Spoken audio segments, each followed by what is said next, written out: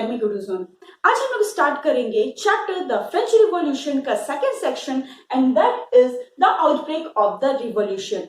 और इस सेक्शन में हम लोग बात करेंगे कि किस तरह से फ्रेंच रिवॉल्यूशन की शुरुआत हुई और उसका इमीडिएट रीजन क्या बना। तो क्लियर है कि इस सेक्शन में हम लोग वो जो फ्रेंच रिवॉल्यूशन शुरू से पढ़ते आ रहे हैं कि फ्रेंच रिवॉल्यूशन होगा, रिवॉल्यूशन स्टार्ट होगा, तो इस सेक्शन में आप क्लियर हो जाएगा कि वो स्टार्ट कैसे हुआ।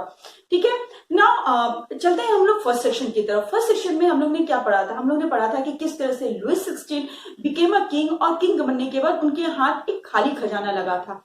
खाली खजाना तो था उनके पास, लेकिन एक्सपेंसेस कम नहीं थे, खर्च उनके बहुत ज्यादा था। अपने जो पैलेस को मेंटेन करना, आर्मी मेंटेन करना, यूनिवर्सिटी चलाना एंड ऑल दैट। और इसके लिए उनके पास पैसे नहीं आ रहे थे, वो काफी कर्ज में भी डूब गए थे और उनको पैसे की जरूरत थी। अब ये पैसे वो कैसे कवर अप करते, अपने एक्सपेंसेस कैसे कवर अप करते? तो इसके लिए उनके पास प्लान था। And what was the plan? To increase the taxes. Clear है कि गवर्नमेंट जो है टैक्स बढ़ा देगी तो उनके पास पैसे तो आने ही लगेंगे, लेकिन देयर वाज अ प्रॉब्लम कि ये जो टैक्स पे जो करते थे वो कौन थे? They were the only people belong to third state.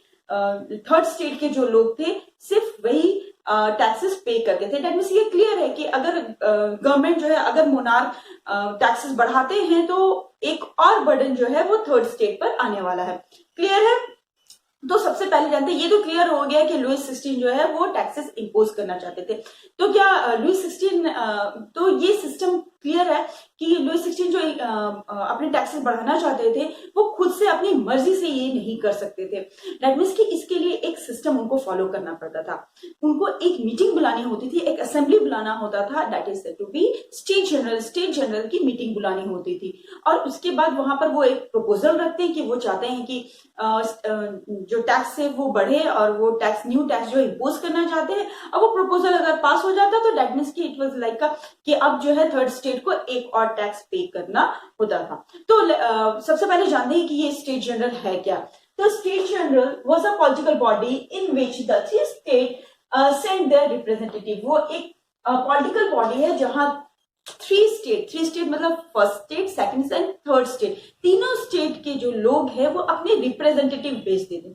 वहां पर एक मीटिंग होती, प्रपोजल रखा जाता, अब वो प्रपोजल, अब मीटिंग में जो डिसीजन होता उसके अकॉर्डिंग वो प्रपोजल पास हो जाता। तो थर्ड स्टेट की जो स्टेट जनरल है उसकी मीटिंग जो है लुइस 16 को बुलानी होती। ये क्लियर है कि मीटिंग कब बुलाना है ये किंग के ऊपर था, लेकिन अपने आप टैक्स इंपोज करना ये उनके ऊपर नहीं था। तो लुइस 16 डन द सेम। इससे पहले तो लुइस 16 ने ये मीटिंग कब बुलाई? ये मीटिंग उन्होंने बुलाई on 5th May 1789 and where at the palace at the hall of versus के जो पैलेस है उसके एक हॉल में, ब्यूटीफुल जो पैलेस है उसके हॉल में उन्होंने ये मीटिंग बुलाई। किसकी मीटिंग? स्टेट जनरल की मीटिंग बुलाई। डेफिनेटली है कि तीनों स्टेट के रिप्रेजेंटेटिव वहां आएंगे। तो कितने रिप्रेजेंटेटिव आए? Let me tell you. Representative of the three state, 300 first state, 300 second state and 600 third state. That means clear है कि फर्स्ट स्टेट के 300 रिप्रेजेंटेटिव आए, सेकेंड स्टेट के 300 रिप्रेजेंटेटिव आए और थर्ड स्टेट के 600 रिप्रेजेंटेटिव वहां आए। एंड ये लोग कौन थे जो थर्ड स्टेट से जो है रिप्रेजेंटेटिव बन के आए थे? They where prosperous and educated people of the third state. वैसे लोग थे जो एजुकेटेड थे और प्रोस्पेरस थे, दैट मीन्स रिच, वेल्दी। तो वैसे लोग जो है वो थर्ड स्टेट के रिप्रेजेंटेटिव बनकर वहां आए थे। तो क्लियर है कि एजुकेटेड रहे होंगे तो वो अपनी बातों को अच्छे से रख सकते हैं, प्रोस्पेरस भी थे ना। जो थर्ड स्टेट के जो लोग आए थे, जो रिप्रेजेंटेटिव आए थे, दे ब्रॉट देमसेल्फ 40,000 लेटर्स। वो अपने साथ 40,000 लेटर्स लेके आए थे। तो अब ये 40,000 लेटर्स में लिखा क्या था? It was the grievances and demand of the third state. उसमें थर्ड स्टेट के जो ग्रीवियंसेस थे, तो what is the meaning of grievances? Grievances मतलब आप कह सकते हैं दुख, जो उनके दुख थे, जिस सफरिंग से वो लोग गुजर रहे थे, वो उसके हटाने के लिए जो कुछ उनके डिमांड्स रहे होंगे, उस डिमांड्स और उस ग्रीवेंसेस के साथ उन्होंने 40,000 लेटर्स जो है थर्ड स्टेट के रिप्रेजेंटेटिव को दिया और थर्ड स्टेट के रिप्रेजेंटेटिव जो है अपने साथ 40,000 लेटर्स लेकर आए थे। ठीक है, अब लेकर आए थे, असेंबली थी, मीटिंग थी, मे बी ऐसा होता कि उस असेंबली में वो अपने जो है बातें रखते, 40,000 जो लेटर्स में जो बातें लिखी हुई है उन बातों को रखते, मीटिंग होती, उसमें कुछ फैसले होते, तो इसलिए वो अपने साथ लेके आए थे। लेट मी टेल यू, जो 600 रिप्रेजेंटेटिव आए थे थर्ड स्टेट के, उनमें पीजेंट्स, आर्टिजन्स और women were not allowed to enter the assembly. ये लोग जो है असेंबली में एंटर का परमिशन नहीं था। डेट मीन्स कि इस ये जो 600 रिप्रेजेंटेटिव थे इसमें कोई भी पीजेंट्स, आर्टिजन्स और वुमेन नहीं थे ना। अब ये क्लियर है कि स्टेट जनरल की मीटिंग क्यों बुलाई गई थी, एक प्रपोजल रखने के लिए जिसमें टैक्स इंपोज करना था, ठीक है। तो इसके लिए जरूर कोई सिस्टम रहा होगा। Yes of course, what was the principle system, principle of voting in the state general, जो ट्रेडिशनल जो सिस्टम चला आ रहा था स्टेट जनरल की मीटिंग में, and that was each state one vote. That means एक प्रपोजल रखा जाता और हर स्टेट के लोग, दैट मीन्स 3 स्टेट है तो 1 स्टेट से 1 वोट आएगा। फर्स्ट स्टेट से 1 वोट आए, सेकंड स्टेट से 1 वोट आए, थर्ड स्टेट से वोट आए, ठीक है। और उसमें जो है वो देखा जाता है कि इस प्रपोजल को पास करना है या नहीं करना है। But this time third state, the representative, the members of the third state was not agreed on this system. वो इस प्रिंसिपल, इस सिस्टम से जो है वो अग्रीड नहीं थे, वो एक न्यू सिस्टम चाहते थे। And what was that system, demand of the voting of the third state के डिमांड क्या थे, दैट वाज 1 मेंबर 1 वोट, और ये था डेमोक्रेटिक प्रिंसिपल। डेमोक्रेटिक प्रिंसिपल, जैसे डेमोक्रेसी में जो है वोटिंग होती है, जैसे हमारी कंट्री में we live in a democratic country, तो हमारी कंट्री में कैसा सिस्टम चलता है वोटिंग का, 1 पर्सन 1 वोट। हर एक लोग अगर एलिजिबल एज के हैं तो कोई भी जो है वो वोट कर सकता है, ठीक है। तो यहाँ पर ये वही सिस्टम को लेके आए थे कि जितनी भी मेंबर प्रेजेंट है असेंबली हॉल में, ठीक है, हर एक मेंबर जो है अपना एक वोट डालेगा, ना कि एक स्टेट, क्योंकि स्टेट तो सिर्फ 3 ही थे, ठीक है। दैट मीन्स कि वो 3 वोट में ही वो फैसले हो जाने थे।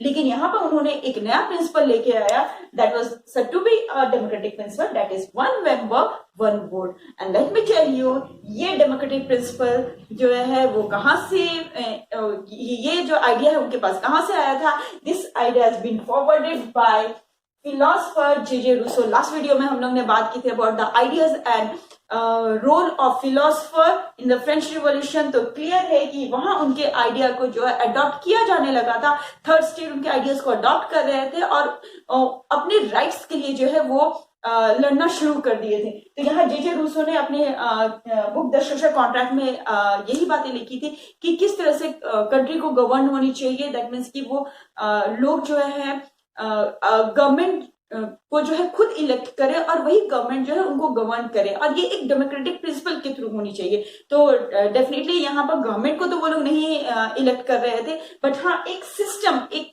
आइडिया जो था वो उस आइडिया के थ्रू वो यहाँ पर वो काम करना चाहते थे।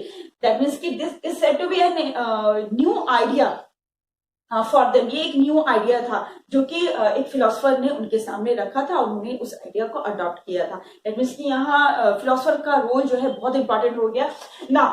थर्ड स्टेट जो है demanded this kind of voting, और थर्ड स्टेट के डिमांड को क्या आपको लगता है कि किंग जो है वो अग्री हो जाते? No, king had denied. King ने इस आइडिया को डिनाई कर दिया। उन्होंने चाहा कि इस सिस्टम से वोटिंग हो, दैट मीन्स कि ईच स्टेट 1 वोट, बट जो थर्ड स्टेट थी वो अपने आइडिया पर जो थे वो स्टिक थे। एंड व्हाट दे डिड, उन्होंने क्या किया, दे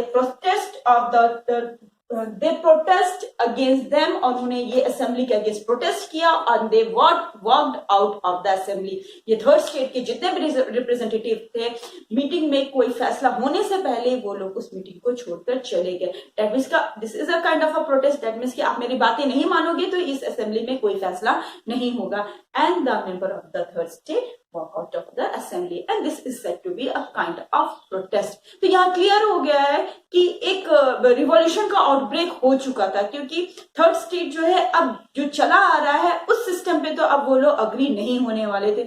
अब उनको एक नया आइडिया चाहिए था, एक नया सिस्टम चाहिए था। उनके पास वो अपने राइट्स के लिए अब लड़ना शुरू कर दिए थे, और यहाँ उसकी शुरुआत क्लियर नजर आ रही है।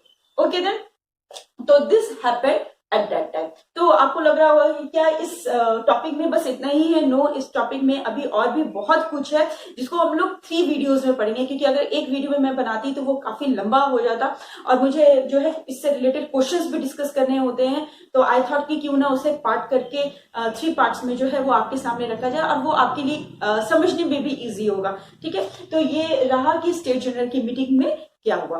Okay, now about the question. अगर हम क्वेश्चन देखिए तो इससे इस टॉपिक से, जहां तक टॉपिक तो नहीं कहेंगे, जो पार्ट मैंने अभी पढ़ाया है इस पार्ट से बहुत सारे छोटे छोटे क्वेश्चंस निकल जाएंगे। That when Louis 16 called the meeting, why he called the meeting and how many representative came to attend the meeting. तो इस तरह की जो है बहुत सारे शॉर्ट क्वेश्चंस जो है वो निकल जाएंगे। आपको आपके स्क्रीन में जो है वो क्वेश्चंस दिख जाएंगे, जितने भी जो शॉर्ट क्वेश्चंस मिलेंगे वो स्क्रीन में आपके मिल जाएंगे ना। अबाउट द लॉन्ग क्वेश्चन, तो लॉन्ग क्वेश्चन आप कह सकते हैं कि ये हो सकता है what happened in the meeting of state general, state general की मीटिंग में क्या हुआ। ये एक फुल फ्लेज जो है वो 5 मार्क्स का क्वेश्चन बन सकता है। तो मीटिंग में क्या हुआ, इसे आप इस पॉइंट वाइज जो है वो आपको एक्सप्लेन कर सकते हैं। तो ये आपका एक हेडिंग हो जाएगा, Louis 16 called the assembly of the state general. तो इसमें आपको डिस्क्राइब करना पड़ेगा कि लुई 16 जो है वो खुद से मीटिंग खुद से इम्पोज नहीं कर सकते थे टैक्सेस। तो इसमें आपको स्टेट जनरल क्या है ये भी आपको बतानी पड़ेगी, साथ ही साथ ये बतानी पड़ेगी कि लुई 16 अकेले जो है अपने विल के अकॉर्डिंग वो इम्पोज नहीं कर सकते थे। इसके लिए एक सिस्टम था कि उन्हें स्टेट जनरल की मीटिंग बुलानी पड़ती थी और उन्होंने यही किया।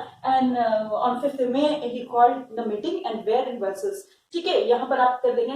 सेकंड पॉइंट में आपको हो जाएगा रिप्रेजेंटेटिव ऑफ द स्टेट। तो 3 स्टेट्स, तो 3 स्टेट्स के कितने कितने रिप्रेजेंटेटिव आए थे यहाँ क्लियर हो जाएगा। यहाँ पर थोड़ी सी बातें आप जरूर लिख दीजिएगा कि 3rd स्टेट के जो प्रोस्पेरस और एजुकेटेड पीपल थे वो अटेंड करने थे एंड आर्टिजन्स, पीजेंट्स और women were not allowed to enter the assembly. ठीक है, तो यहाँ पर आपका सेकंड पॉइंट रेडी हो जाएगा। थर्ड पॉइंट जो है grievances and demand of the 3rd state. 3rd state की जो रिप्रेजेंटेटिव आए थे वो अपने साथ जो डिमांड्स और ग्रीवेंसेस लेके आए थे और वो किस फॉर्म में लाए थे, in the form of 40,000 letters. 40,000 letters के फॉर्म में एक लिस्टिक वो लोग बना के लेके आए थे। तो इसके बारे में आप बता देंगे।